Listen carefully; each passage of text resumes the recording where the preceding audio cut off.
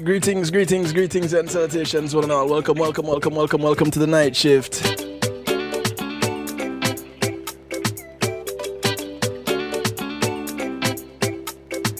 How you doing? It's another brand spanking new week right here on the night shift. It's a night where we do a thing we call community and finance, and boy, are we in for a treat tonight.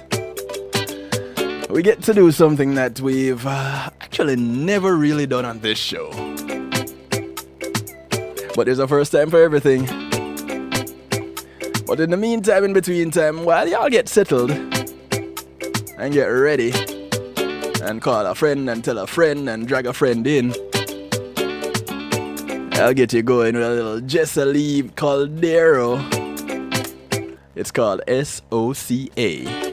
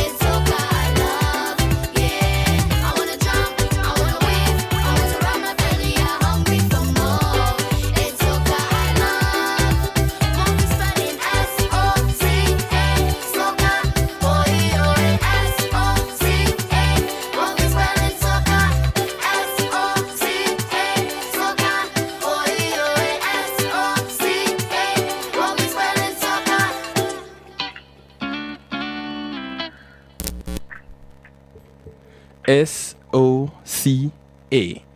What that spell? Oh, that spell drop your devices. It spells soca. Thanks to Jessalee Caldero. I want to say thank you to each and everyone locked in right now on the night shift with DJ Kevin Stew. Like I said before, you know, it's whew, what a night. I'm so excited about tonight. If you all knew what you were in store for, you'd be excited too.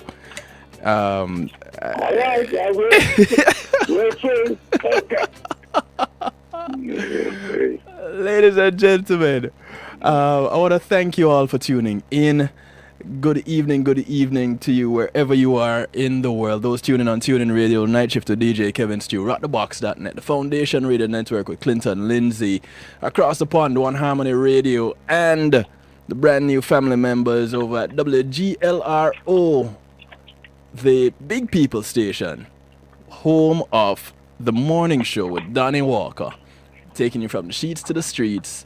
Greetings to you everywhere and anywhere you are.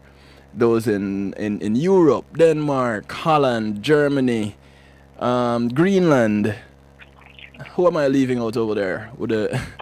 I hope I'm not leaving anybody out. Well, if I left you out, don't feel too bad. Jamaica, and of course right here in South Florida. Big ups to those on PEMG TV, and of course right here, the home of the night shift, KevinStew.com. Welcome. Glad to have you. Couldn't do it without you.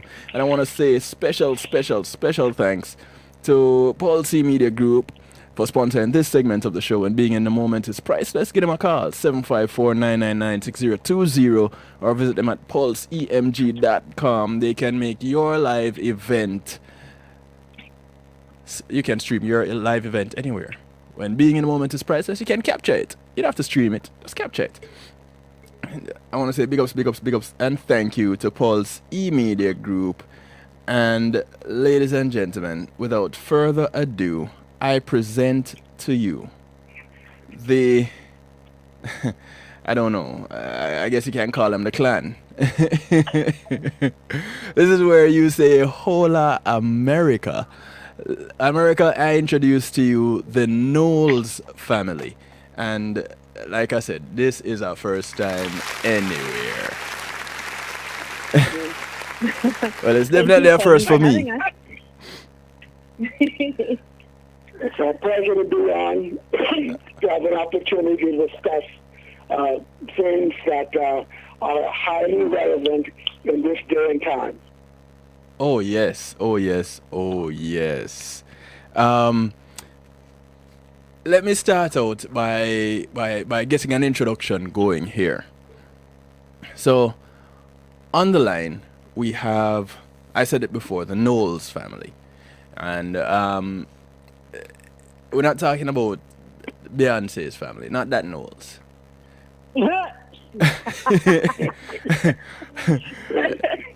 we're talking Kevin, about our family name was not known at all in the stateside until this woman rose to fame, and now everybody always asks that, "Oh, you're related to Beyonce?" It goes without saying every and anywhere. So listen. Thank you for mentioning it.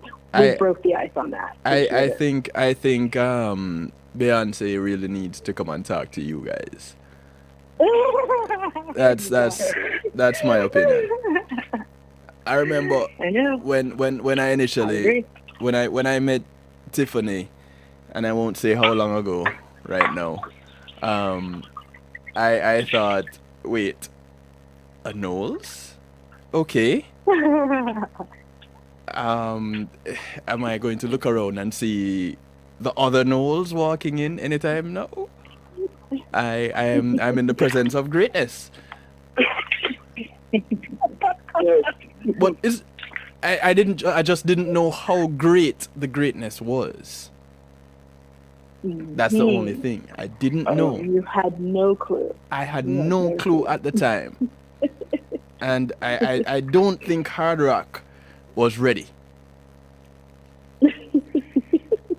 So that's just leaking out some of the meeting time back then.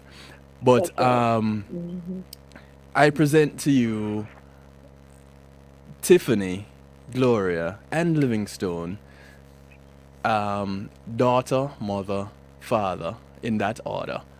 Welcome to the Knowles clan. Thank you very much for taking the time out to join me tonight and to share with us. Welcome to the night shift. Welcome to the community and finance night on the night shift. And from this moment on, for the remainder of the time that you are on the broadcast, it is the Knowles show. Oh yeah. Very good. It's an honor and privilege to be here to share our story with as many people as possible, so that our goal in life, each and every one of us in this family, is to encourage somebody else, so that people who are downtrodden and depressed can see the possibilities that are abound around them, so that they can be encouraged to try again, despite what people may say and what people may think. There's still an opportunity for advancement in this world. Exactly. Okay. That's quite the introduction right there. Yes. I don't even know which one of you to start with. All right. So since you took the lead, Sir Livingstone, what is your story in the midst of all of this? Because All right. you all have a story and a part to play in Hola, America. That is true. So here's where it all started. Yes. Well, it started as a minority expression and a minority immigrant. And the mood in this country at the tail end of Obama's presidency and the beginning of the Trump presidency was the beginning of this cloud over immigrants to make people, to demonize them, to make them believe that immigrants, especially from the brown and black countries, were of no value. And I knew that made no sense. That all human beings, see, courage, hard work is not relegated to the color of a person's skin or the geography where that person comes from. All human beings are capable of greatness. So what we decided to do, we searched out, but we knew all of these people. All of our lives, we knew all of these people. And I said, these people are amazing. They've done amazing things with few or no resources. Talking about lifting yourself up by your bootstraps, Yes. they did that all and more. And so people needed to know this. And so Tiffany and I, at the urging of Tiff, we decided to document these life stories. These are real people, not people that are made up, not composite sketches of different human beings. All individual, most of them who are still alive. If you wanted to talk to them, you can see a life and blood person that you can talk to. And people who are no different than you are. And so when you talk to them, unless you're absolutely dead inside, you cannot help but feel encouraged that if they can do it, I can do it. They've got people without college degrees, without high school diplomas, that came to America and made a resounding success. And in fact, a lot of them, when I talked to them, they made me feel inferior. I said, wow, they could do so much with so little. And then a person would say, they're from a SHIT, so-and-so country. He was doing those people a tremendous disservice. Yes. And I think they should apologize when they read the stories of these people. And I don't want to take up all the time, so let somebody else can. Okay. Okay. So I would just kind of piggyback on that and say that all of these stories, these are 10 individuals, and we told their stories one chapter for each individual, and we pull a trait out of their life and express how that trait is found within the story. And if you were so inclined, you could learn something from the story and extract that trait and use that to inform your life to become successful, not only as an American immigrant, but as a citizen, as anyone who wants to achieve success and really reach their full human potential. And so we have 10 traits, and they're all found within the stories of these respective immigrants. So I'm Tiffany, by the way. I'm the daughter who you mentioned. And so I teamed up with my father. So we're a father-daughter writing duo. And we put this together. And it did come from the inspiration of our community, because we are from an immigrant community in South Florida. But it also came from just our household, because the way that our household was set up growing up, there were just certain standards of success that were set for us as children. And we had to meet those standards. And it was, standards for chores, standards for academics, standards for human, social relationships, that those standards were set.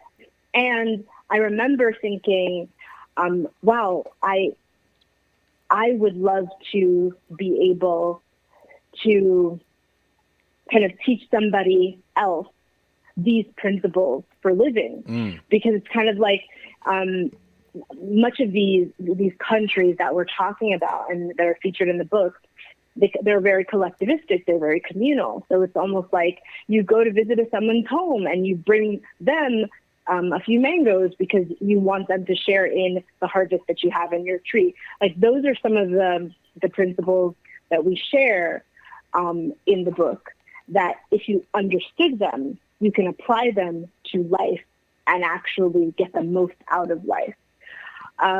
So my dad just spoke. He is from the Bahamas. And my mom, who you'll hear from in just a moment, she is from Jamaica. So I'm from a little tropical Caribbean mix. Huh. I'll come back to that little part in just a moment. You mentioned your mother, Miss Gloria. Good evening again. Yes, sir. I'm right here. How are you? I'm very well, thank you, sir. Excellent. So happy to be on your show. Very happy. I'm glad that you're here. Now, your part in this is what? Well, it's my part in this is started in Jamaica, where I was born, and after Teachers College back there, I decided I want to come to America to continue my education. And it was very difficult to get scholarships back there. And so I thought maybe I could come up here and make a go at it, and get work a little bit, and then put myself through school. And with the help of my parents, because they paid the fees, since I wasn't allowed to do like a full-time job or anything. They paid the fees for me, and I worked very hard to make them proud. So that's how it started. And I went to New York from a small island. Going to New York in the 70s, that was a big to-do. Because you're from a little country, and you come to a big place like New York. That was something special. So that's where it started. That's a jump to the real big city life. Oh yeah, that was a big jump. And people, before I left there, people were gathered around my home, and they were, "Why are you going to this place? It's such a big place. You're going to get lost in it. It's a little island. You can stay here and do what you have to do." But I had a goal, and I wanted to do this. And I wouldn't listen to anyone. I wanted to do this for me, to see what I can do with the little I have and make much of it. And a lot of people looking at themselves, a small home, a small family, not very wealthy. My father's a farmer. My mom, she's a, what do you call that in Jamaica, shopkeeper. Okay. Yeah, small store, and that's what she did. And so I grew up rather, I wouldn't say poor, but I grew up modestly, you know. And so I had basically things I needed to have.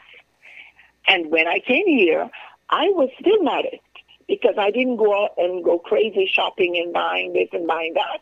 I saved money, and as I got money, I would save it, and I would take care of my books. And because my parents said, okay, we'll pay the fees, you take care of your books and your apartment. So I shared with a friend and had a roommate. I never did before because I lived in my parents' house. Right. So I left from my parents' house, going out there, and I grew up alone. So it was strange to me to live with somebody, you know. Tremendous adjustment. So yes, it was. Even though she's related to us, we thought the story of our life would be a good thing to include it. We didn't mean to brag about our relative, but we tried to be as, how should we say, as not prejudiced as possible, so that we can give somebody encouragement from the life story of Tiffany's mother. Because it's actually Tiffany who wrote the story about her mother. She's the one who insisted in including her mother in the book. So her story is the story in the book. I can see her doing that too. Read it. Yeah, definitely. No, but it's an incredible story, in fact. But I wasn't very comfortable with that. I wasn't very comfortable when she told me. She tried to censor us. She tried to censor us. Yeah, she did. Because there are some really tough moments she didn't want to be revealing all. But I will say that I love she put my business. Yes, she did put my business on the street. Oh my gosh! Yeah, she did. So, what I will say is that my favorite part of the story is when I asked her a question, and this is how this section was written. I asked her, like, what was the biggest culture shock, and she said discrimination.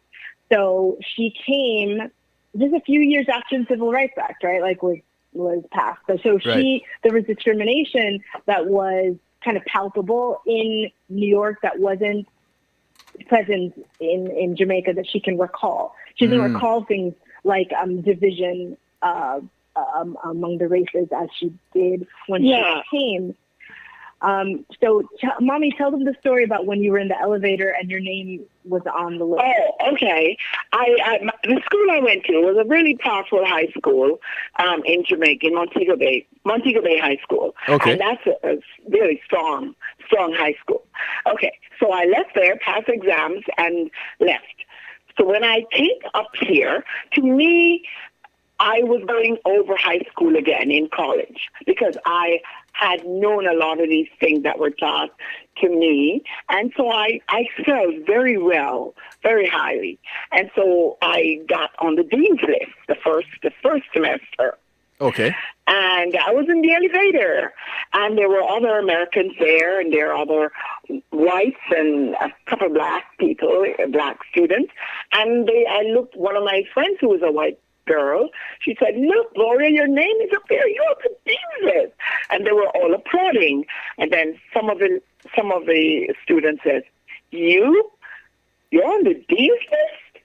Ooh. And oh my gosh, I was just shot down like an arrow shooting downwards. And are you on the dean's list? Where are you from? And I said, "I'm from Jamaica, and I'm on the dean's list." And that was I felt like I felt like somebody punched me in my belly. The way it was said to me. Yes. But I just got myself off the floor and I just said, this is how it is. Jamaicans are smart, you know. The point that I wanted to make. Wait. The point that I wanted to make, which is in the book, which is it's interesting how some of the black girls in the elevator looked at her. And they gave her this look as if, why would you be on the Dean's List? But I think this is what my mother was gleaning from it. Okay. That white people are taking notice of you. That isn't how it goes here. Like, why are white people... No, why are white people applauding you? And why are white people taking notice of you? Mm-hmm. You're black. That's not how things work. And so that was kind of her first bout with that, or her first brush up against that. And it was odd. I can understand how kind of unfamiliar that is, going to school with people of all different kinds of backgrounds and like excelling with them and excelling maybe above them sometimes, and no one making you feel like you do not have the right to excel or be noticed for excelling because you are black. Exactly. You know? Exactly. Right. That must be something though. You here it is. You little island girl coming over into the big US of A and going to school in the Big Apple. And in your first semester making Dean's List from the country that supposed to be people with living in thatch huts and wearing grass skirts. Yes, exactly. And board house. Yeah. And outhouses. Because when I came to America, my first trip to America, people actually thought, and this was in the 90s, people still thought that in Jamaica we wore grass skirts and lived in thatch huts.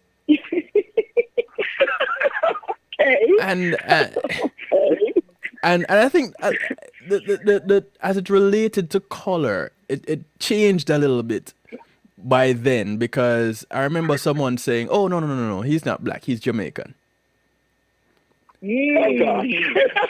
So, and that in and of itself was interesting to me, because I didn't really know the difference. But if they said it was different, I was running with it. I had no problems with it. I was cool. If it meant that I didn't have to deal with some of the issues. Yes, Mr. Livingstone. Let me jump in right here, right now. See, that part about he's not black and Jamaican is just a subtle form of continuing racism and keeping us separate. You see, they figure they can separate the immigrant from the black American, that somehow they can keep this division going. So they keep it at each other's throats.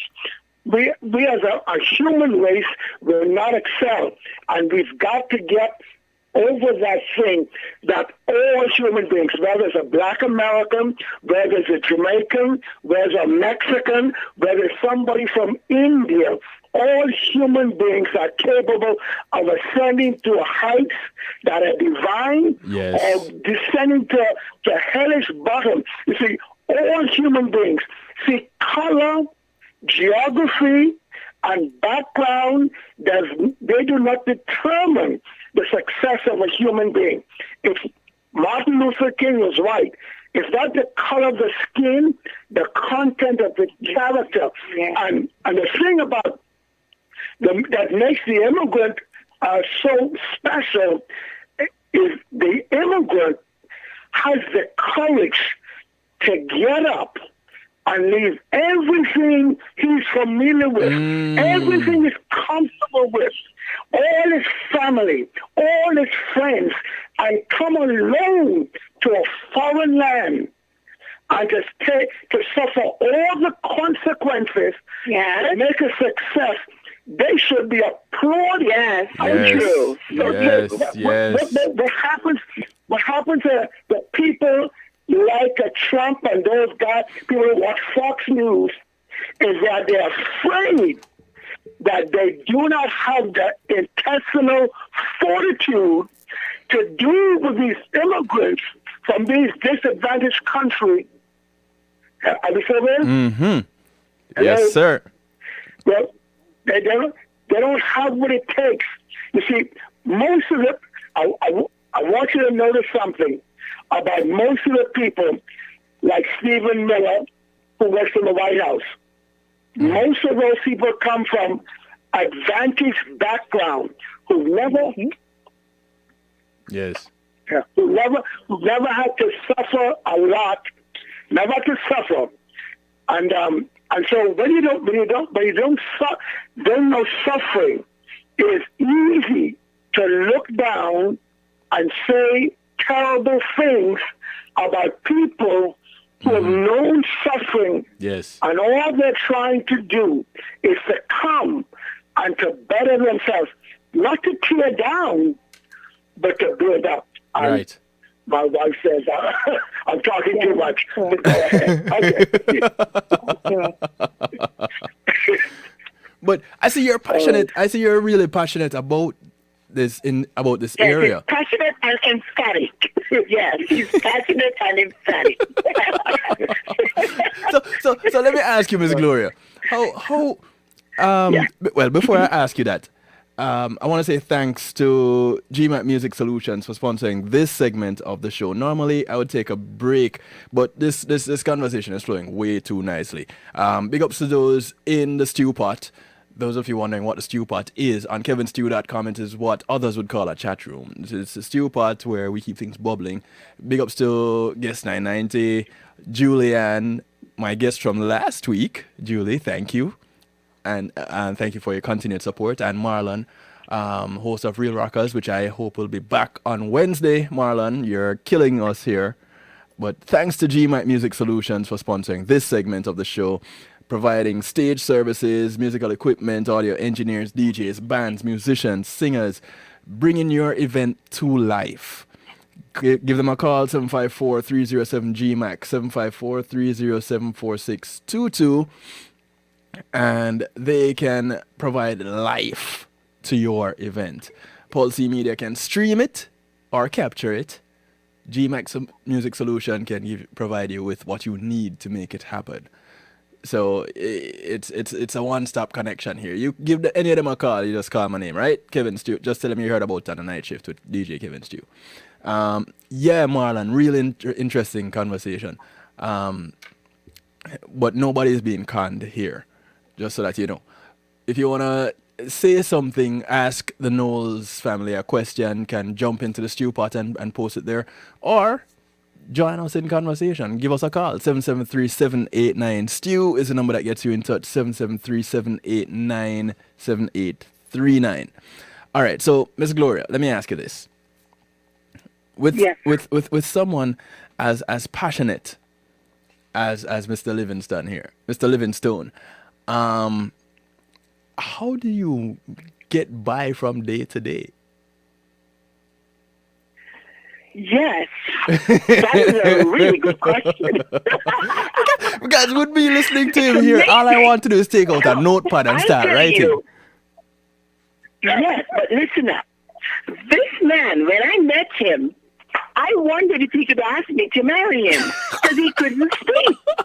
What? No, I am telling you the truth. He couldn't speak. This man had no voice when I met him, and he just blossomed into this passionate and emphatic man that I love and care about so much, and I'm excited every day. We've been married now. Oh my goodness, we've been married 41 years, and it looks like yesterday, you know?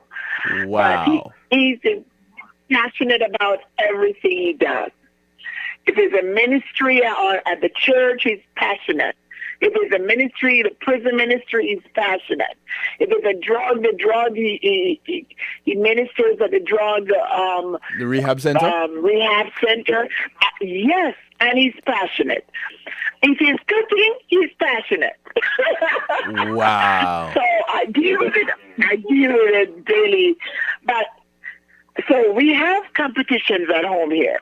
We do have competition. And when the children when Tiffany was young, we taught them how to be competitive. They have to be. I told my children, listen, we're immigrants here. But you are American citizens. We are not providing you with any college funds. We're not putting any funds away for you because you are smart enough and you must get scholarships. That's what we told them. And we went along with that. So they got that in their heads that we're not preparing any scholarship money for them or funds. Right. And every one of them, all three of them got scholarships. All three of them went to school, started out for free. Tiffany got a scholarship all the way to do her doctorate. She got a Gates Millennium Scholarship. And, that's what's up. And that's awesome. Yes. That was awesome. So that's something that when you are passionate like this, you have to pass that on to your children so they can know that they have, they need that. Children today need to be passionate about themselves and about their education and about their careers and about school and about things and about God and about all these different things. Because if they're not, then they're going to settle for nothing. Mm-hmm. Tiffany. So that, yes. Yeah. Let me ask you now. So I found out that your father is really a passionate guy. And you did. It's your mother's fault. We found out we now know that it's your mother's fault. Because prior to your mother, he was a quiet guy. You nailed it. So with your mother having this ability to bring out things in people that they never knew was inside them, you would agree with me, Mr. Livingstone?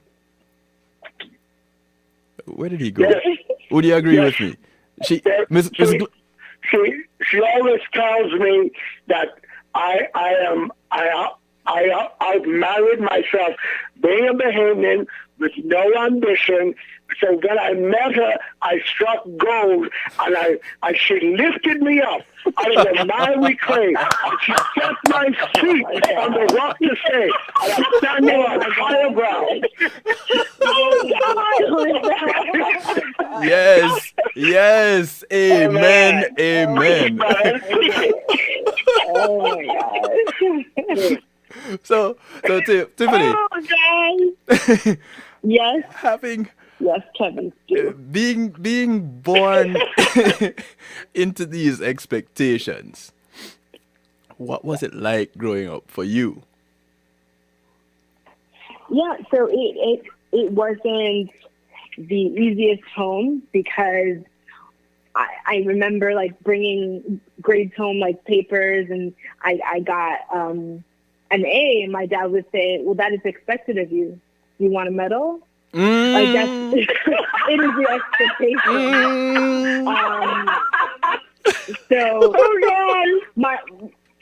my mom is an educator, so she's like very encouraging because she knows what it takes to, keep a certain academic record, and right. she would be very, very supportive and like, affirming in that way. But I remember like bringing certain friends home. My dad, like he has, as you just heard, we have a kind of a competitive household, the way that we've like always loved trivia and guessing games and things like that to kind of keep our mental faculty sharp. It's always been that way. Right. And so I know like bringing friends home who are not familiar with that,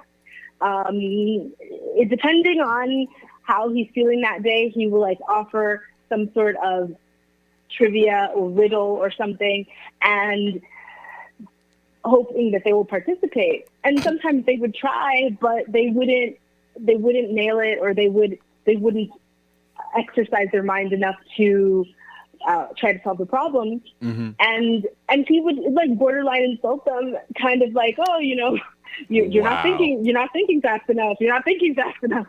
And it would be, because our home is set up in a certain way. Not everybody's familiar with that.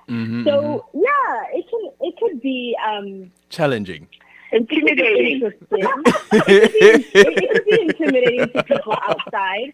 But I know that for him, he would say, and he said this all the time, because as you just heard, we all got scholarships and we're all like very upstanding members of the community. Right. In our professions, like I'm a professor. My brother is in finance. My other brother's in pharmacy, and we're all upstanding members of the community.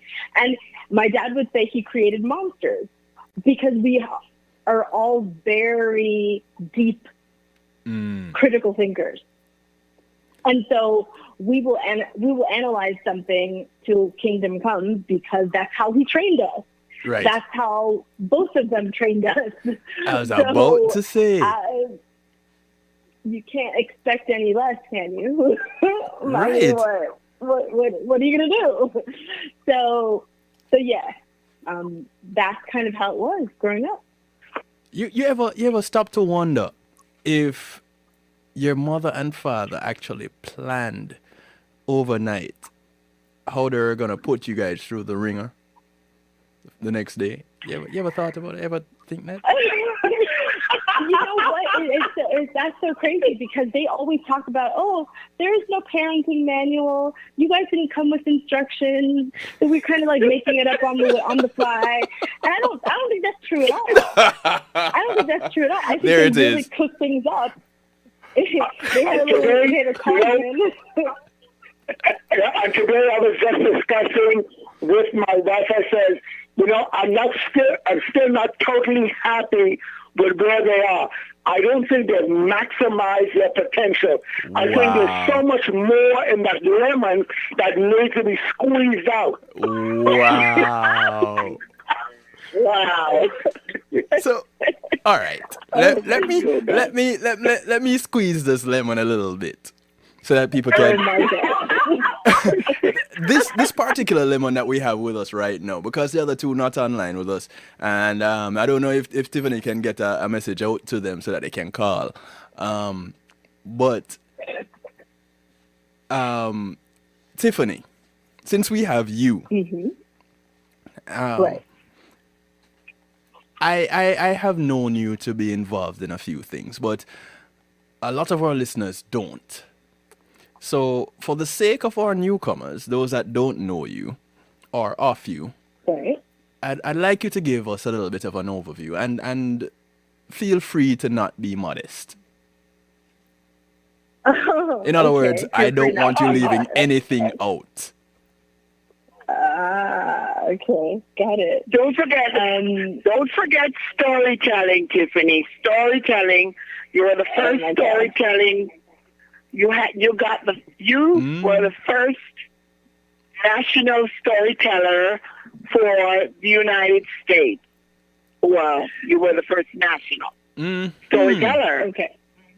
So keep taking it all the way back to the all the way back to junior high. Don't leave anything out. Don't you am I dare. really supposed to go that far back, though? For goodness sake. Listen, Yeah. leave nothing out. I remember your parents are right here. So Oh my goodness. if you don't tell it, I'm sure they will. You guys can tell. You've already begun. Okay. So I remember, and this is a story that kind of leads to what you'd like me to talk about. I remember one day we were in the car, and I was telling Mommy what I wanted to do, and I said, Mommy, I want to be a teacher, I want to be a dancer, I want to be a writer. And I started telling her things I wanted to do. And then my older brother turned around and said, you can't be all those things. That's dumb. And Mommy said to me, she said, do not say that to her. She can do anything she wants. And she can do all of those things if she wants. And so I remember that like it was yesterday, actually. I remember the look on her face, and I remember the encouragement that it gave me to be all of those things. So when you say, don't leave anything out, I guess I shouldn't, because it's encouragement for somebody else who thinks that they can be limited to just doing one discipline or one profession or one area of specialization. And you should not be afraid to do more if you have more in you. Right. So today, I'm a writer, as you know. I'm a journalist by profession. I started working at the Miami Herald and was a reporter there for 3 years before moving to New York. And then I worked in TV production and radio, and started an online magazine called NEWD Magazine, which my dad writes a column for that, a biweekly column. And yes, nude, not to be mistaken with naked, nude. Right, exactly. I became a professor while in New York. I started working with the City University of New York, and I work in the communication discipline. So I teach journalism, I teach speech. And after leaving New York, I moved back to Miami and then continued teaching at Barry University. So I teach within the same discipline there. And the dancer part, like I've loved dance, has been my passion since I was a child. And that's, of course, 4 years old. My mom is to blame for that because she puts me in the classes. And I remember, like, growing up, sometimes if she'd try to discipline me or talk to me or lecture me about something, and I'd be doing like a Sinead turn or like a pirouette or something like that, she's like, stand up and talk to me. Because she doesn't like when I'm dancing. I'm like, you put me in the classes, okay? That's why I like it so much. So to this day, I still dance. So I've been a part of several dance companies, dance ministry, and then now in here in South Florida, I do this dance called Kizomba, which is an Angolan partner dance in Southern Africa. I just love it. So yeah, so I was teaching it, and then Kevin, you were supposed to come to class so you can learn it. It's very captivating. So we dance, actually perform around town. So I still do exactly what I said in the car that day. I want to be a dancer. I want to be a teacher. I want to be a writer. And all of them you're doing very well. Thank you. And as a matter of fact, so I think you have to be excellent in what you do.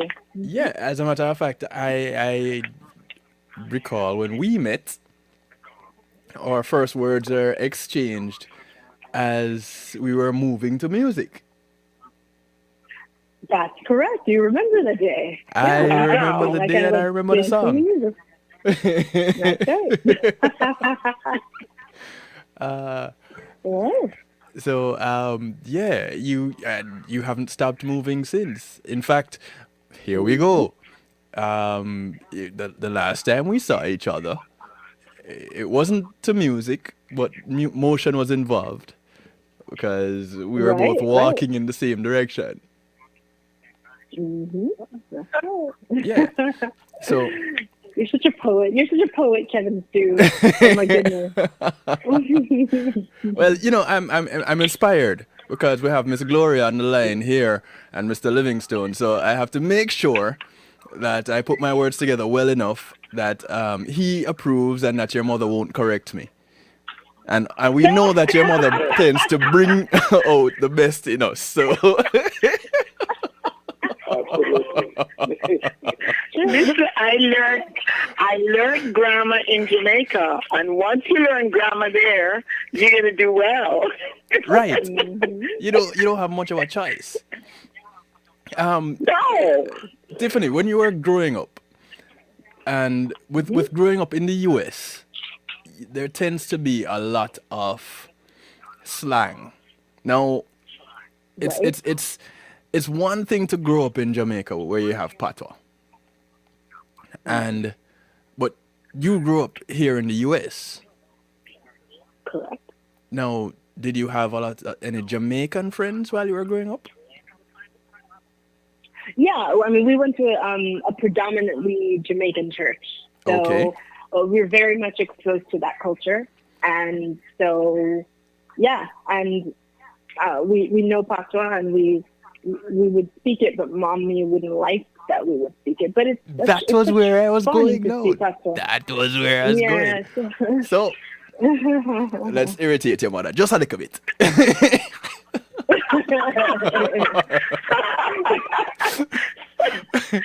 Irritate her, yes. When hanging with your friends and trying to get in touch with your roots, your Jamaican connections, Exactly. would you hide? But every summer they'd be in Jamaica. Every summer you'd go to Jamaica, wouldn't you? Mm-hmm. Practically when you were in high school. Yeah. Okay. Mm-hmm. Oh, so then you got to really explore your Jamaican side. You get to bust out the patois more. Yes, and learn the pattern out there. Exactly. So, But that's the thing, though. I mean, it's in one respect, she celebrates it because she would buy me like Louise Bennett books, right? Mm-hmm. So she celebrates it. And then in another respect, she's like, okay, why you chat passport? Like, why you talk like that? You know? And that's why it's kind of like it's this weird tension between wanting to celebrate her culture and then wanting also to ensure that we know Queen's English, you know? Right. That was what I needed for you to be able to differentiate when you go to school that you don't your grammar was correct and you would get better grades. But if patois, you could use that recreationally. See? But not on a regular basis going to school. All right. So if you didn't get it before, now you know. Now, Mr. Livingstone, you are Bahamian. Yes, of course. Okay. So it's a little bit different I'm with you. Boiled fish and boiled fish and Johnny Cake. I am the butt of all the jokes. I'm like the black sheep because they all gang up around me. See, because everybody leans toward the Jamaican part of their upbringing. Right, so right. I'm always out in the cold. I'm always trying on the defensive. So I've always got to be praising or bigging up Jamaica to the detriment of the poor Bahamians. Oh, wow. I sometimes would beg you to find things in the Bahamas to big up, and you didn't find as many things. That's it. Oh, wow. They always, they lorded over me. They kept me always. They're saying, boy, Tiffany would even say, boy, you should have given my mother, my mother's parents a big dowry. for basically picking you up. Oh my God. Oh my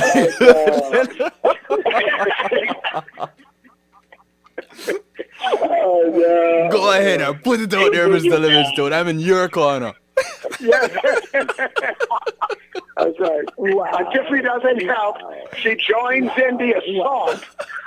I brought that up about the dowry. I brought that up about the dowry because I was giving a speech, like I think on her birthday, and I was saying, you know, because I studied abroad in South Africa, and I learned so much about the bride price, right? And so I was just thinking, wow, you know, she's domesticated, like she cooks really well. She knows how to keep a home. She's very educated, like she has a degree, like she's super smart, and she's beautiful. And man, you'd have to pay a really high bride price for her if she were in Africa. So that's why I brought that up. Hence the gallery. To celebrate her. Right. I'm right there with you. I'm there with you still, but Mr. Livingstone, so that you will not be outnumbered. Yes. I got you. All right. That's right. So you understood what I went through, so I had to become passionate and emphatic in everything I did, so I can measure up. I can show them that I was worth the effort. Oh my goodness. That's rough. That's rough. But one incident about Tiffany that I want to share right here Yes. of the expectation. Because I was at my ministry today, and I was telling most people do not succeed because we don't expect anything from them. But when you expect things from people and you set the bar high, people would invariably meet your expectations. Yes. When Tiffany was going to Tennessee to take the story, to compete in the storytelling contest, I told her, but I wrote the story for her, and I told her that this story is going to win. You are going to get first place. And when the storytelling competition is finished, I expect a phone call from you saying you won. Oh, no. And guess what? It happened. That was the expectation you set with her leaving. Right. That's right. I expected it. I put it in my head. You see, I would like to encourage all parents, don't try not to curse your children. Mm-hmm. Tell them, put high expectations for them. And even if they fall short, you don't browbeat them or berate them. Lift them up. And 99 times out of 100, most children will not disappoint you. Mm. And that's what happened. That's what we expect. And I'm still on there because we were in South Florida this weekend, and I'm on Tiffany again, and she will tell you. And I'm on Zachary and Dominic. Yes. I don't ever let up. Yes. Because I know they're capable of much more.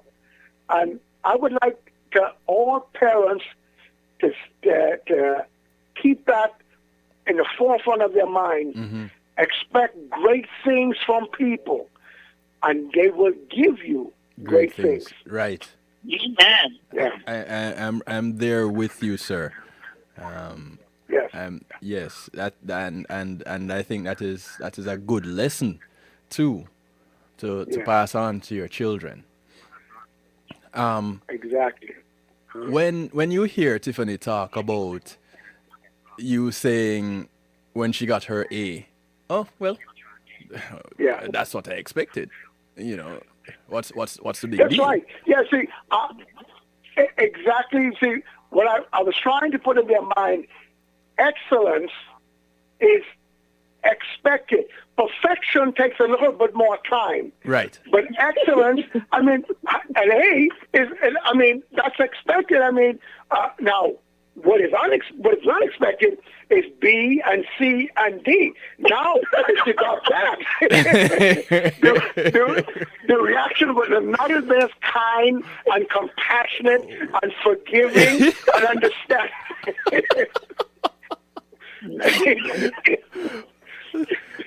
You understand, He's so happy that it never happened. Tiffany, no, I get it. No, I get it. Okay. I understand a little bit more now, Tiffany. Thank you. Okay. But this is like kind of like all of the lessons that we know and what we've learned from other people within the immigrant community in the U.S.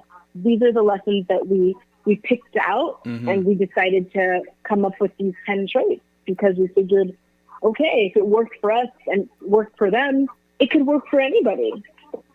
So, traits like grit, grind, gregariousness, persistence, resilience, like these are things that if you have them, if you just espouse those principles, then you can do it too, you know?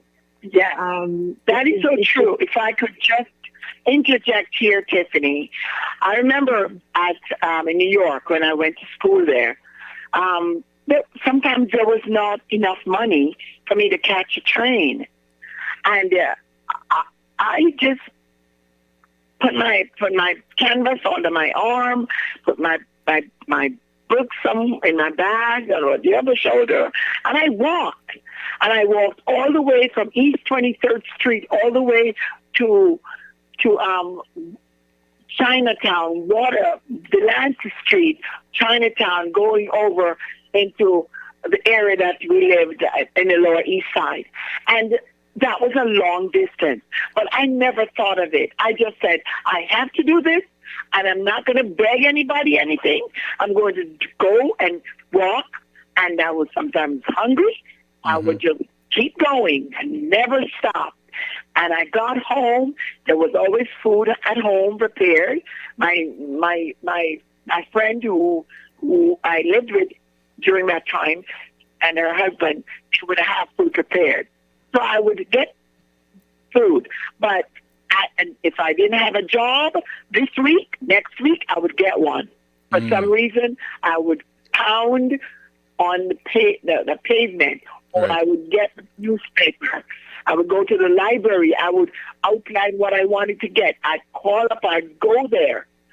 Most times I wouldn't call.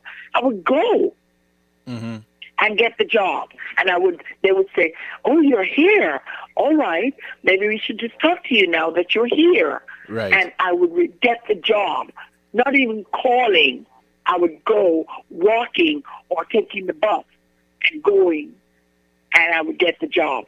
So when I see some people saying that they can't make it, it bothers me, especially our black community. I want to see them push more and, relentlessly push. Because if you push hard enough, you're going to find success. And Correct. I did in New York. I did.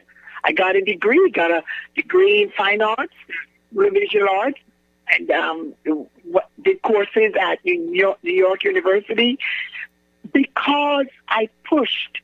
Instead of doing a 4-year course for a bachelor's, I did it in 3.5 years, doing 15 to 18 credits per semester.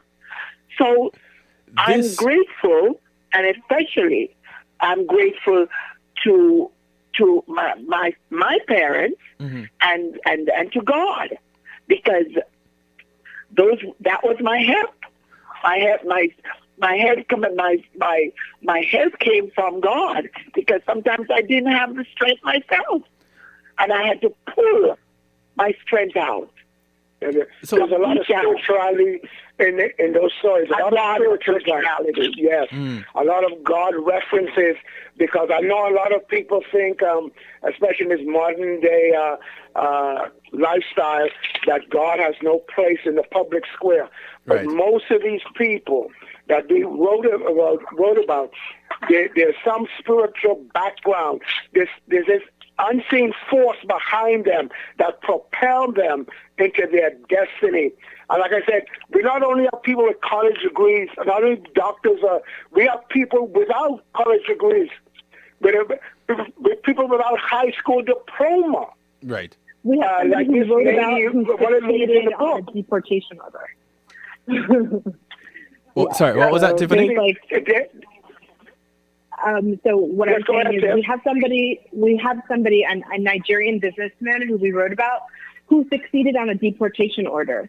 And because he just was relentless, regardless of the fact that, yes, he was living literally with a deportation order, and you'll read his story. Like it was a tremendous story. And today he is a businessman. He has several businesses, and he is currently an American citizen. So there's a lot to learn. Just putting it in the grind. Yes, sorry, yes, go ahead. But learn what to read. These are encouraging life stories. These are true stories of people, I said, who are still alive, people that you can touch, and simple people, not people from privileged background, people who turned nothing into something because they saw the opportunity that is called America. And it's an America that seems to right now be losing its way. They're trying to filter out or trying to limit the opportunity for a certain portion of the world, which I think is unfortunate, because no matter where you come from, most Americans, most immigrants to America, 99% of the immigrants to America, they come to build up, not to tear down. Right. And we've got to get that into the minds of the Americans. I wish more Americans would buy the book so that they can see a counterpoint to that and quote a book, Adios America, who only talks negative things about immigrants, and that cannot be a complete picture. It's in every society, everywhere in the world, in every segment of a human walk, you have good people and bad people. But most people, anywhere you go, are good. Yes. And you've got to understand that, and we try our very best to get that picture across. Don't judge a man where he's coming from. Don't judge him by the color of his skin. Yeah, don't judge him by his language. Mm-hmm. Give him a chance to rise or fall, succeed or fail. But don't cut him off. Don't cut him off at the border without at least giving him or her a shot. You know that? A fighting chance, yes. Everybody in America, except for the Indians, they came from someplace else. This is true. And what happens, and I think Mr. Obama said it, it seems that every generation of immigrants, once they get in and settle, they want to close the door on the succeeding wave. They say to themselves, I got mine. Well, sorry for you. Mm-hmm. Yeah. No, thank God that. Yeah. Wow. Well, that's crazy. That's I don't know what it is about with this crab in a barrel mentality thing, but that's crazy. That is so true. And the Native Americans have gotten such a raw deal. Mm-hmm. Yes. That's right. That's right. So exactly. Everybody else is saying right just that. Hello to America. Let me ask you this. Let me ask you two this. Well, let me ask all of you this. The title of this book, Hola America. Or should I say Hola, since it's Espanol and the H is silent. Right. Okay. I do remember some things from second form Espanol. Yeah. Okay. And my Spanish teacher from St. George's College will be quite pleased. Oh, cool. Have to big them up. But yes. Why the title Hola America? Why you guys?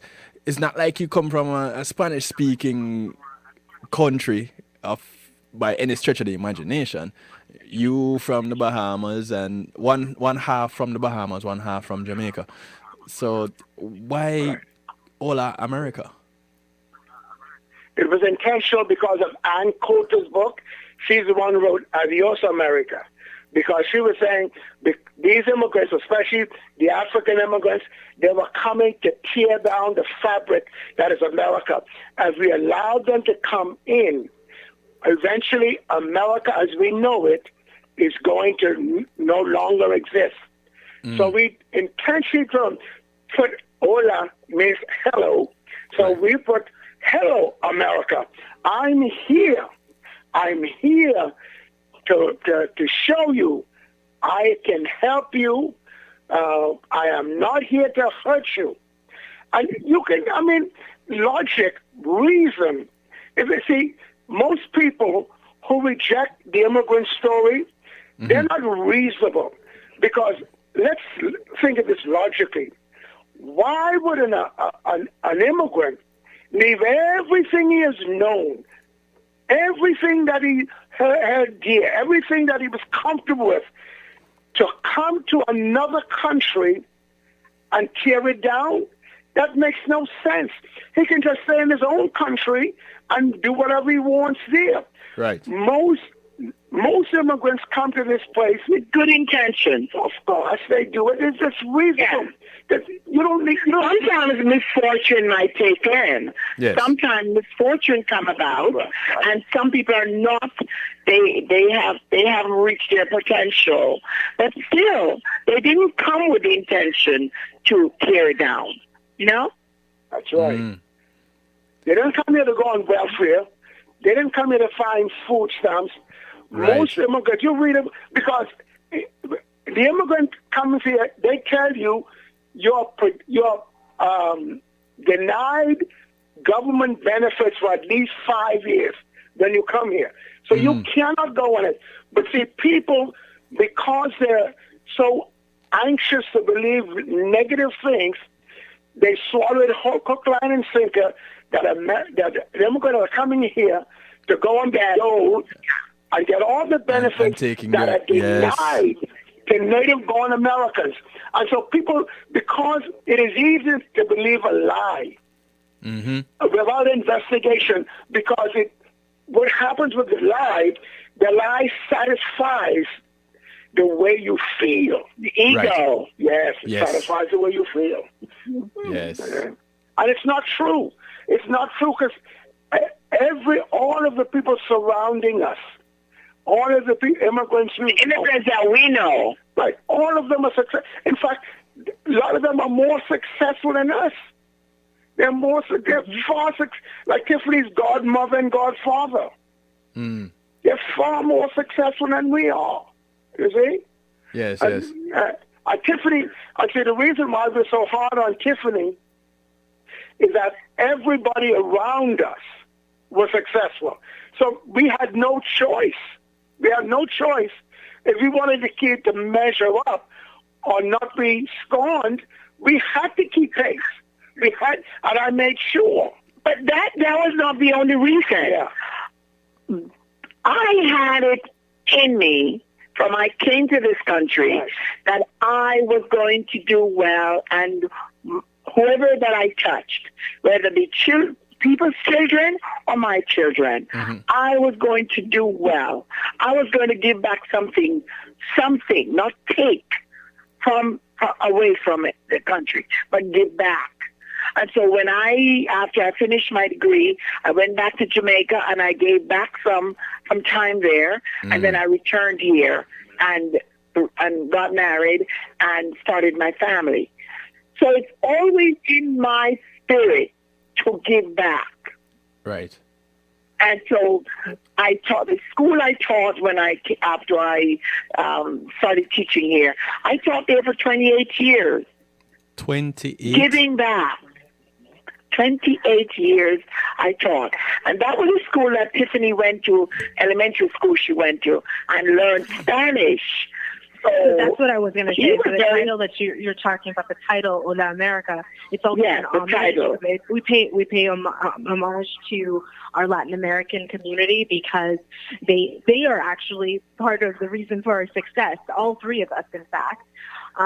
So as my mom said, she taught at this school called Coral Way Elementary, and it was the first bilingual program in, I think, South Florida. In the South Florida, in Florida, and one of the first in the country, in fact. So wow. We learned. The instruction is provided in English and in Spanish, and so you're required to learn Spanish at the school, and it was great because it was a wonderful way for Cuban immigrants to integrate into South Florida society, right? Because there was such an influx. Exactly, we talk about this in the book. There was such an influx of them, and during the boat lift, that there had to be a way to allow them to continue speaking their language and to feel comfortable. And so they created this program in the school called Coral Way. And so for us who were not native Spanish speakers, we were provided instruction to learn Spanish as well as to do our studies in English. And then my mom taught there for many years. Of course, she picked up some of the language.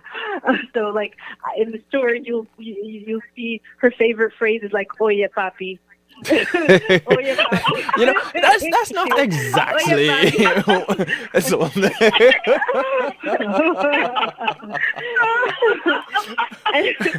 Mr. Livingstone, how often did you hear that? Oye, mamita, mamita. Let me just interject something here about what following up what my wife said. It came to me as she was saying it. There's a common thread in all of the stories of these immigrants. This desire, this attitude of giving back. Almost everyone, without exception, there's that innate desire that as I climb the ladder of success, I'm going to stop back, turn around, and pull somebody else up with me. Yes. Exactly. That plays a very important part because it's called sowing seeds in the universe. When you sow good seeds in the universe, good things are going to, I'm not even going to use God. I'm going to do the new age type of expression. Right. Sowing good seeds in the universe will reap good seeds in the future of the person, of the seed sower. And all of these people, names like Monica Johnson and Felicia Combs and all that, all these people, they have this, it's crazy. They couldn't go through life without spreading the blessings around. And that's another thing that encouraged me to write about them, because I always admire that desire to give back to a person who is less fortunate than you. And so when I look at people who are against immigrants, these people are coming from some terrible circumstances. Yes. All they're saying, give me a chance, help me, and I will not disappoint you. And that's all. That's all an immigrant asks. He doesn't want a favor. He doesn't want a food stamp. He doesn't want a government check. That's right. All he wants, give me a job. You don't even have to pay me the same amount. You don't have to pay me union wages. Pay me less, and I'll still take it. And that's where we are. Okay. All right. I'm finished talking. You know, well, let me ask you this. Before, in fact, let me ask you all this. Yeah. You do mention the fact that immigrants just want to come and get a chance, and they don't want a handout. Do you guys think it is the pride of us immigrants, and I'm going to say us because I'm an immigrant myself? Yeah. Do you think it's a pride thing? Yeah, it's something it's something that's built in. See, what happens in those other countries, and that's another falsehood they're spreading. That we come from situations where we get free government care, free housing, free education, which is a lie. They have to pay for that. Right. I remember, because I remember in Jamaica, I went to a church one time, and the preacher was talking about, I know it's going to be difficult for you to buy school uniform and school books and all that, and pay school fees. And these poor people, some of them are farmers. They're going to try to find this money by September when the school closes. Yes. And they struggle. And so when they come to America and they realize free education, I can go to anywhere and hardly have to pay anything. All I have to do is study. That's all they want. You see, it's ingrained in them that, listen, there's a little bit of pride in it, but yet they want to succeed on their own, because they have this, if I wait for somebody to give me a handout, he may come too late. I better go out and make it for myself. Right. And all of them that I know, they've done it. They've done it. That's correct. And so you come here with a certain mindset as a voluntary immigrant. John Ogbu, who's a theorist, he talks about how there's a difference between it being an involuntary immigrant being forced to come, like a slave, for instance. That's an involuntary immigrant. And a voluntary immigrant would be everyone who makes a choice to come to better their lives. Like and it could be because of political unrest or what have you. Okay, so when you come with that choice, your mind is set up in such a way to conquer whatever is in front of you, overcome whatever obstacle you have to overcome the obstacle. Succeed. And that means, why would I have to wait on somebody to hand me? I've already taken the steps, so I'm going to take the next and the next and the next. Your mind is not set up to wait, procrastinate, delay, hope someone will. No, you're already in a proactive state. So you just keep with the momentum of your proactivity. And so that's why you see immigrants, they'll kind of surpass even those who are citizens because they're not in the mindset to wait. Right. Right? So they came here with a That's why many of them come and they say Jamaicans have 2 and 3 and 4 jobs. You can tell who's a Jamaican because they have 4 jobs. Right. Yeah. It's so true. So you see, they want to make sure that the rent is paid, the car is paid for, the child has food and everything, and one job is unable to do this. So to fortify themselves and their family, they have 4 jobs. Mm-hmm. No choice. People laugh at them, and other West Indians do the same thing. Haitians do that too. I mean, a lot of West Indians do that because they want to make sure that they don't go get food stamps. They want to make sure they're not on some kind of welfare program. Government assistance. Yeah. Yeah. So they make sure by having 2 or 3 jobs. And there's another thing that factors into their success. They're willing to move wherever the opportunity presents itself. Like, for example, I have a friend, we do camps together. She told me about her life story. She went from Jamaica to Canada. She stayed there 2 years. She went back to Jamaica, stayed a couple of years, went back to New York. Then she heard about a situation in Houston. So she left Houston. She left New York to go to Houston. Spent 5 years in Houston. She heard about an opportunity in Miami. She made a transfer to the cable company that she worked for in Houston to Miami. The cable company was sold. She heard that there were not going to be any pension benefits, so she applied for a job at Dade County. And she stayed in Dade County until she retired. Now she's living in Indian Lake Estates in Central Florida. They're not going to sit and wait for the opportunity. Wow. They are going to get up and find it wherever it may be. Yes. And I told my wife today, I said, well, Gloria, I lift my hand to you. Bahamians, we don't have that naturally. I have to force myself to do that.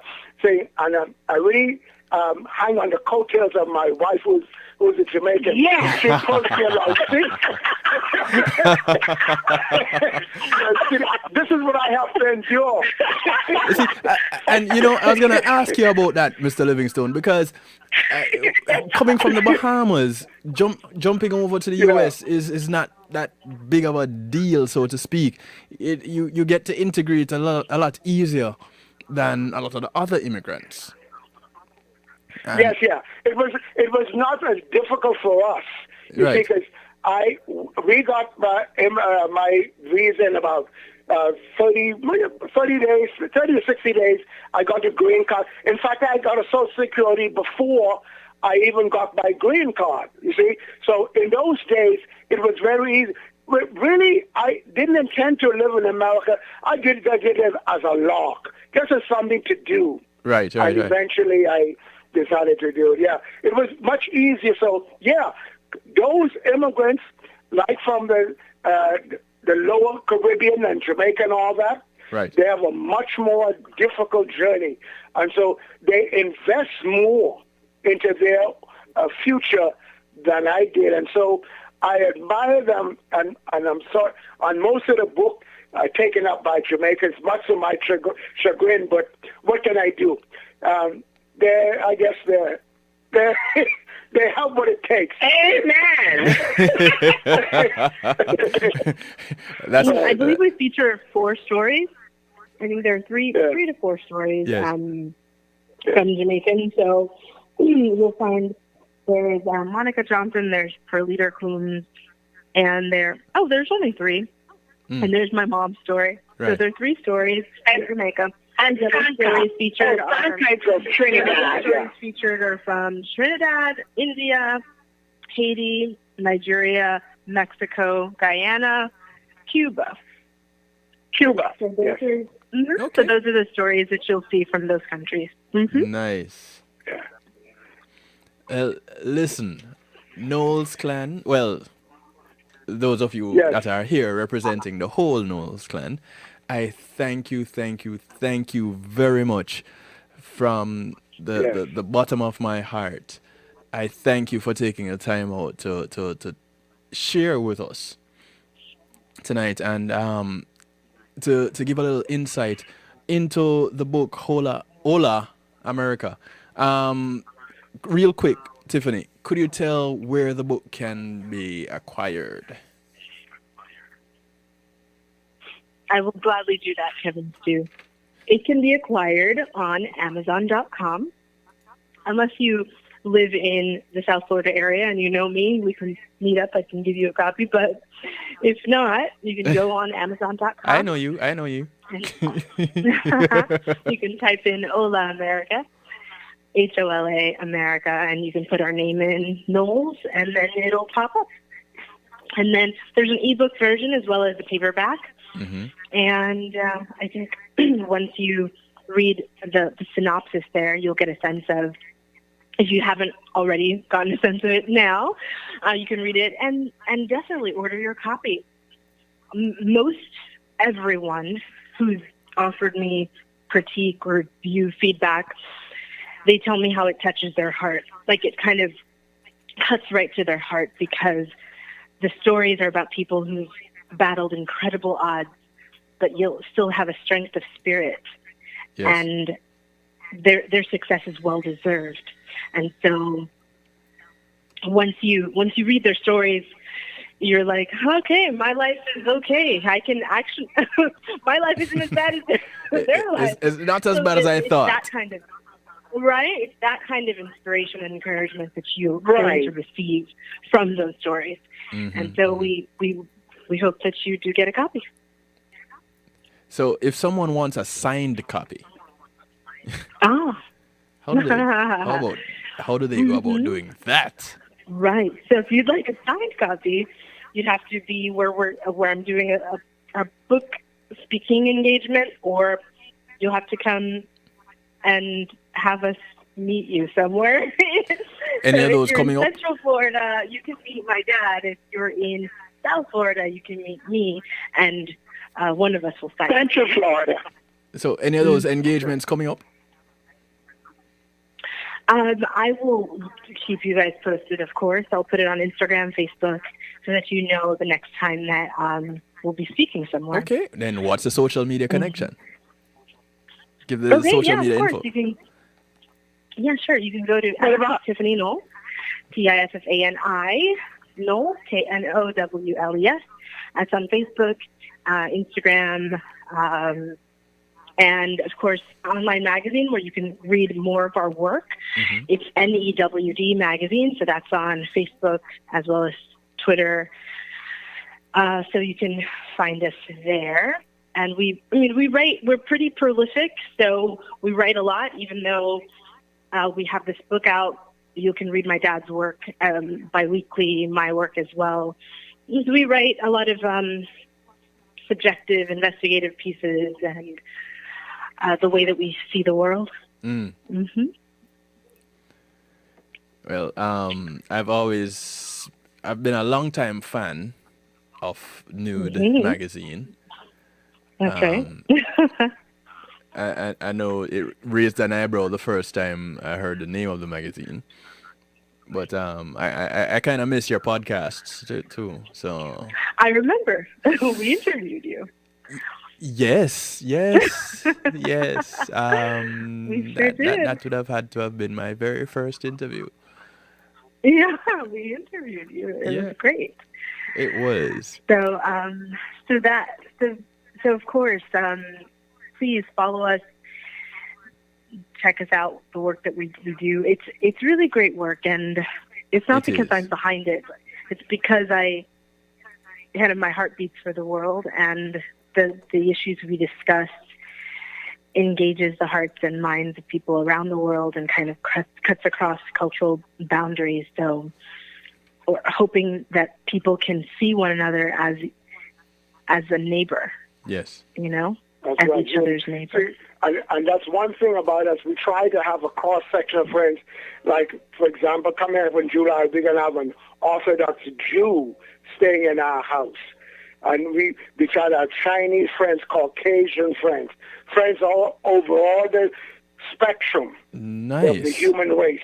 Because what we're trying to do, we want to show each and every one of us that underneath, forget this exterior, underneath, we're all just the same. That's it. Exactly. Right. Yes. Awesome. Under all the facade, take the facade off, and we're all the same. I thank you very much. Very, very much. So And welcome. I We so are look forward. honored to be here. The pleasure is mine. Very much so. I look forward to This hearing would be our first, more. all three of us together, Kevin. Thank you. Yeah. Thank you for the honor. Oh, Thank you. it is Have a good night. God, my pleasure. Yes, many blessings. Yes, you all Bye-bye. have a great Hope to night. meet you.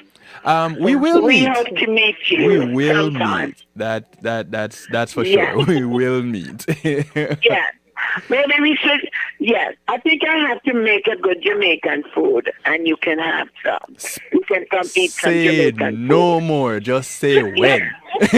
Jerk chicken and things. All you have to and tea. escovitch fish and rice and peas and curry goat. Wait. Hold on. As much as I love our food, I can't understand why you're leaving out the conch. Yes, but that's my husband's.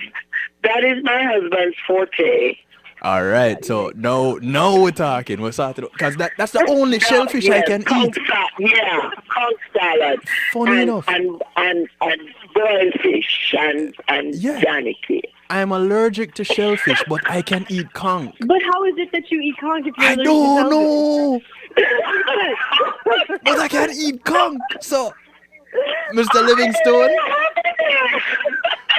I'm going to need you to set me up, sir.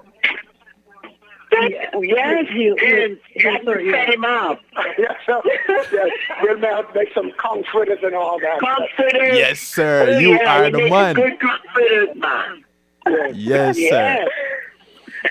When we come down there, No. We have to invite you up to Central Florida. Just say when. I am there. Just say when. All right. We'll be in touch. Okay, excellent.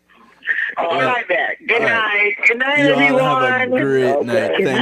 Thank you. Take care.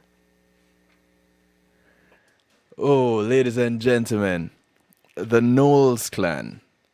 Tiffani, Gloria, Livingstone, Knowles. 3 of the 5. They have 3 children. Tiffani, only one of the 3, and she was with them tonight. Tiffani and Mr. Livingstone authored the book, Hola, America. Go ahead and check it out. Quite insightful. I encourage you to give it a read and reach out to them. Like Tiffany said, you can reach out to her on social media, and that's Tiffany, Tiffani, not a Y, an I, Knowles. Like no, L-E-S. That's Tiffani Knowles. Go ahead, check her out. Reach out to her, drop her a line, read the book, and tell her how you feel about her. Try to get a signed copy of the book. What do you have to lose? Absolutely nothing. So here's what I'm going to do. We're going to have an abbreviated musical therapy coming up. But before that, I'm going to run through and take a quick little break. And we'll be right back with musical therapy, right? We'll be right back.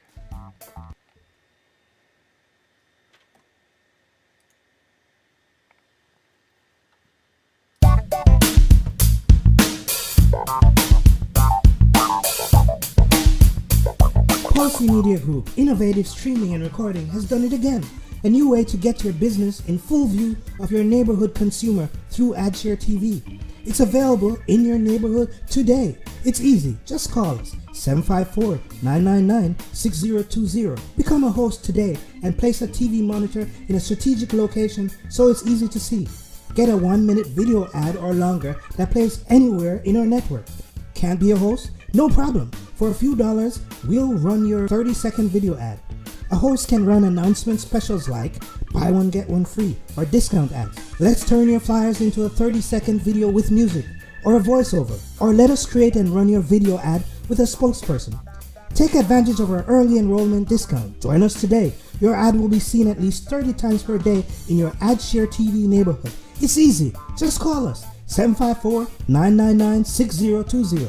AdShare TV, part of Pulse Media Group.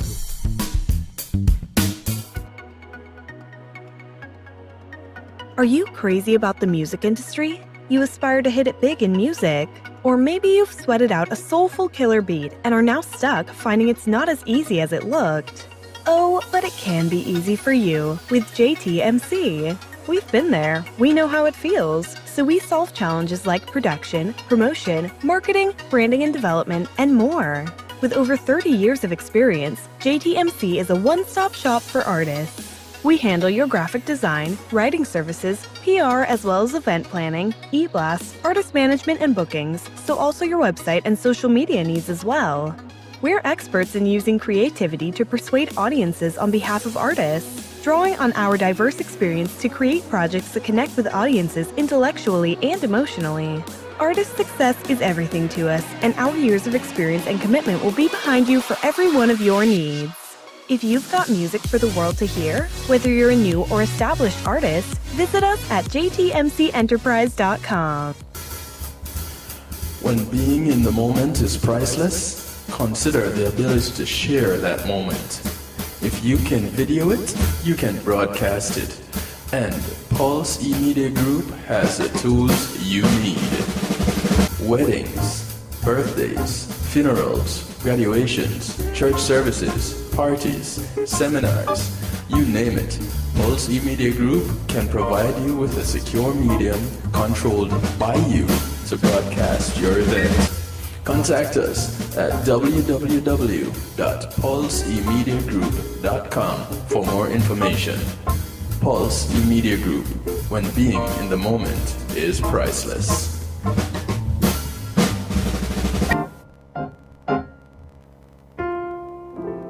Matthew 28:19 says, "Go ye therefore and teach all nations."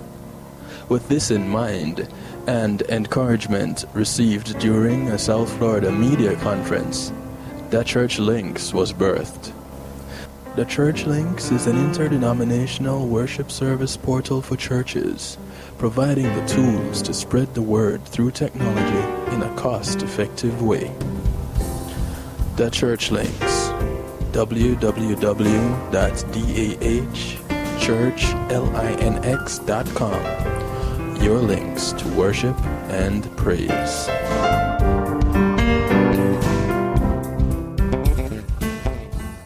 JTMC Music presents the highly anticipated, much talked about, The Juggling Rhythm Volume 1. This classic rhythm takes on a new life with tracks from both established artists and introduces some incredible new voices. Get your dancing shoes ready with The Juggling Rhythm, featuring international reggae dancehall artist Mr. Vegas, alongside Ian Sweetness, Ed Robinson, Jack Radix, Hezron, Dangling, Joanna Marie featuring Galaxy P, Denny Ranks featuring Jawiz, Ambalik, Christine Alicia, Yishka. Also the new sensations on the rhythm: Zeal, Danger Lee, Marquis Skelenar, Zachary. Available on all digital media outlets. The Juggling Rhythm. Get it, get it, get it.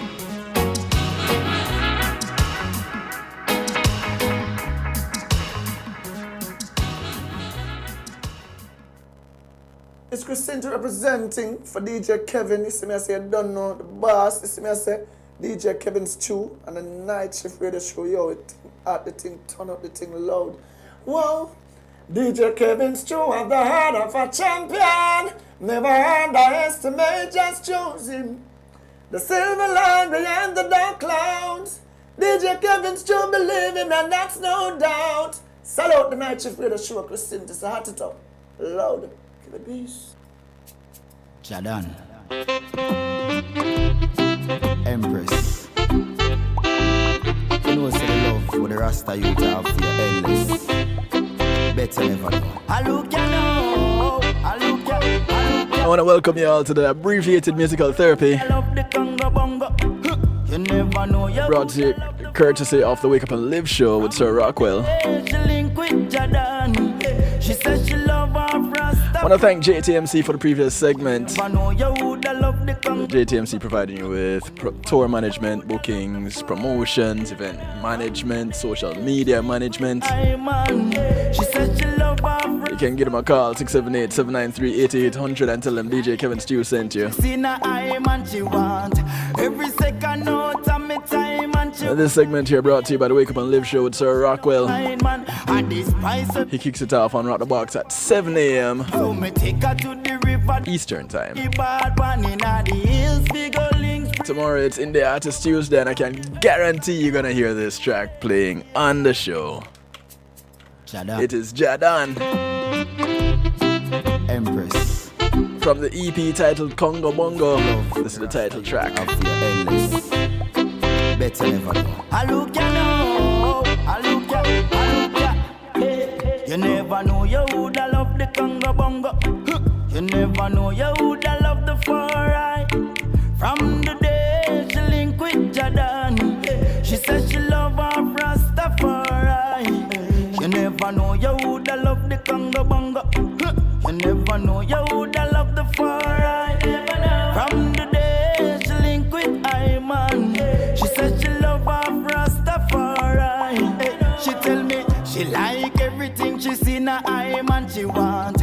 Every second out of me time, and she woulda give me anything, although she no mind man. And this price of me give her, she have a mind pan. So me take her to the river, dash her with the bad one. Inna the hills, we go links, brain, bubble man, him have the herbs and the wine for we meditation.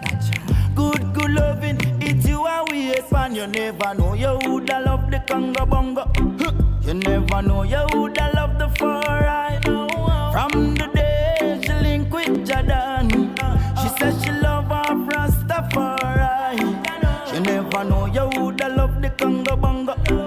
You never know you woulda love the four-eye. From the day she link with Iman, she said she love her Rastafari. She tell me, I say she love Rastafari, and she tell I say she have something far. I know for them can't believe a Congo Bongo have a rope and a squeeze. All of a sudden she no want no red meat, strictly itas true or some greens. She a tell I about the coconut with the bean. I say anytime no, she a come for me scheme. She never know she woulda love the Congo Bongo. You never know you woulda love the four-eye. From the day she link with Jadan, she said she love her Rastafari. You never know you woulda love the Congo conga bongo. You never know you woulda love the far right. From the day she link with Iman, she said she love her Rastafari. You never know you woulda love the conga bongo. You never know you woulda love the far right. From the day she link with Jordan.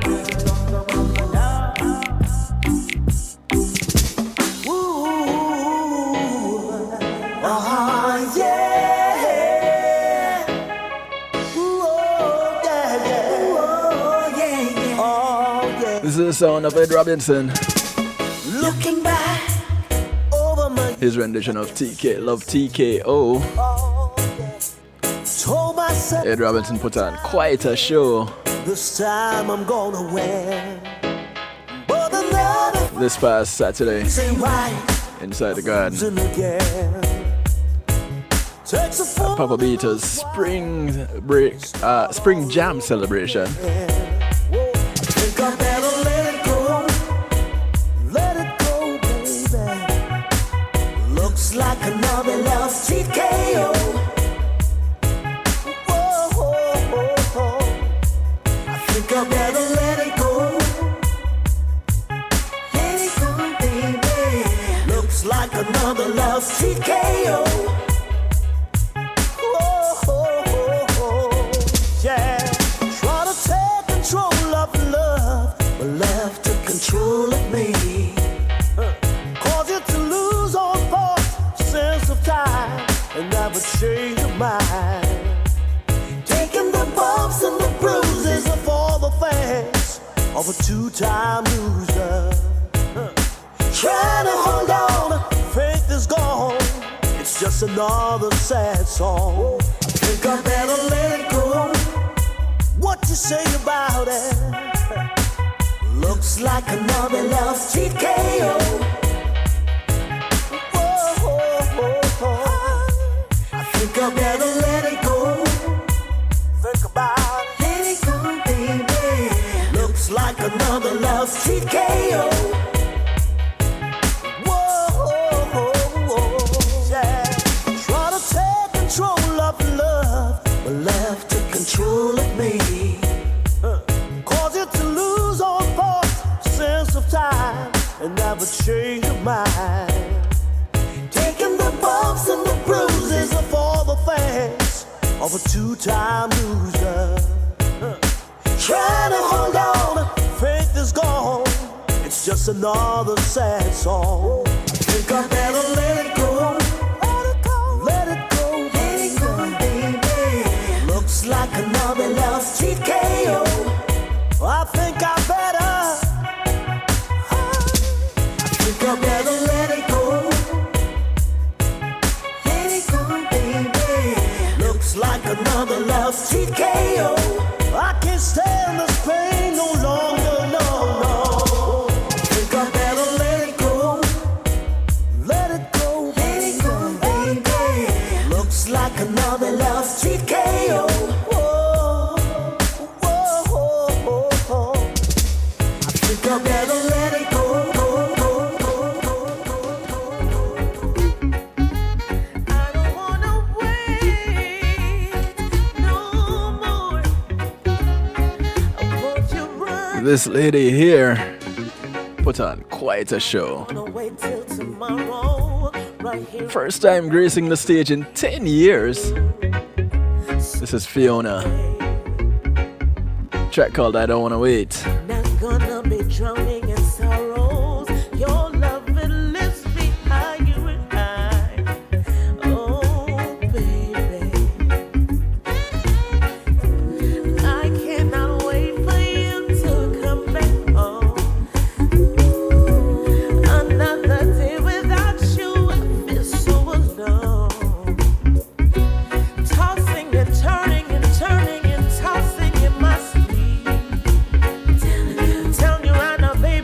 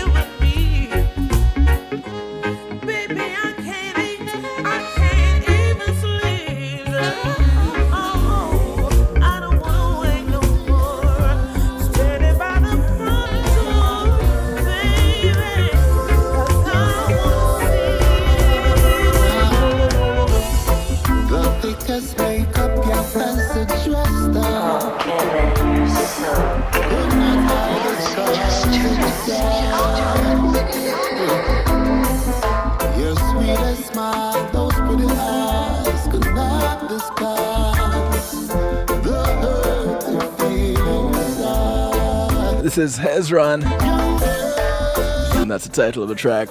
Condolences going out to Hezron and family. He lost his grandpa. Well, let me just say he transitioned from this life to the next. This world can get so crazy out there. One would say because you're so beautiful, you got it easy. But if they only knew the half of the story. Here you go, Julie. Little Hezron for you. Life must be so sunny and bright because your heart's so well the clouds behind.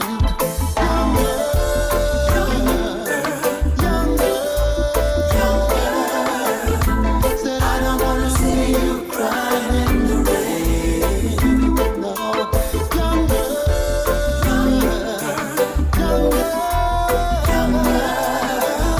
this world can get so crazy out there. Well, I see a day to come, and this is much brighter than tomorrow. My sister, just keep the faith, no matter what the critics say. Hey, just remember to know you were.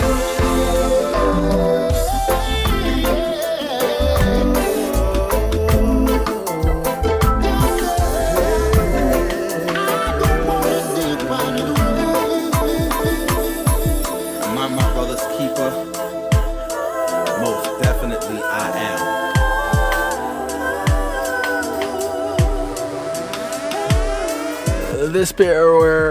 These two were guests with on Homegrown with G. Cole earlier today. Oh, yes, I will. This is Marcia J. Ball and Aura Janai. Their new single called Brethren Sistren.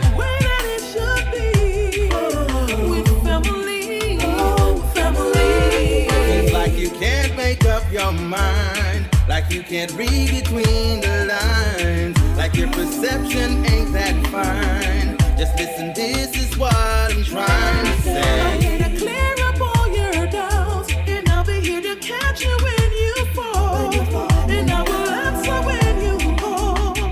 This is what I'm trying to say to you. I'm your brethren if you need her, and then you can call on. This is how I bounce on out of here tonight. Good this morning, this afternoon, depending on where you are in the world. Yes, I will. I want to encourage you to join me tomorrow, same time, 10 p.m. Eastern, right here, kevinstew.com. It's Healthy Love Tuesday. In the midst of all this madness and confusion setting in, when your wits are not about you, then on me you can depend. Just when you feel that life is over and you no longer have your friends, just remember what I Remember, told you. the book is called Hola, America, Hola, America, If you need her, and then you can call on me out here. by Livingstone and Tiffani Knowles. Oh, yes, I will. I do encourage you to check it out, yeah? Call on me, and if I can, I will just put your trust in me, 'cause that's the way that it should be. Y'all have yourselves a great night, morning, afternoon. Until later on, take care. Negative behind, everything will fall in line. When being in the moment is priceless, consider the ability to share that moment. If you can video it, you can broadcast it. And Pulse E-Media Group has the tools you need. Weddings, birthdays, funerals, graduations, church services, parties, seminars, you name it. Pulse E-Media Group can provide you with a secure medium controlled by you to broadcast your event. Contact us at www.pulsemediagroup.com for more information. Pulse E-Media Group, when being in the moment is priceless.